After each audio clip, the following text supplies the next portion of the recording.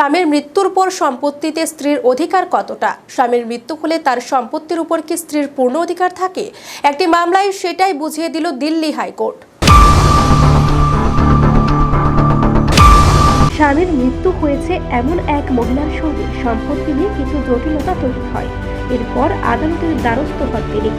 High court উল্লেখ করেছে, যেহেতু ওই মহিলার স্বামী তার করা উইলে স্ত্রীকে সম্পত্তি দেওয়ার কথা বলে গিয়েছেন, তাই সারা জীবন ওই সম্পত্তির উপর অধিকার থাকবে স্ত্রীর, তবে চূড়ান্ত অধিকার নয়। আদালত উল্লেখ করেছে, যদি ওই সম্পত্তির আর কোনো উত্তরাধিকারী থাকে তাহলে স্ত্রীর সম্পত্তি ভোগ করতে পারলেও স্ত্রী ওই সম্পত্তি বিক্রি বা দান করতে পারবেন না।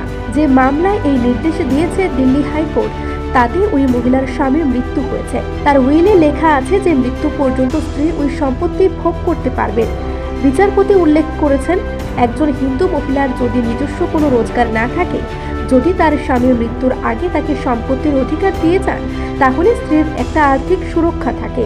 সেক্ষেত্রে মহিলাকে সন্তান বা অন্য কারোর উপর নির্ভর করতে হয় না। উল্লেখ্য, এই মামলায় সম্পত্তির অধিকার চেয়ে আদালতের দ্বারস্থ হন ওই মহিলার সন্তান সহ আত্মীয়রা।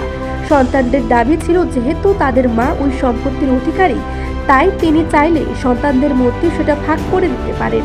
Bureau report, Asian Times.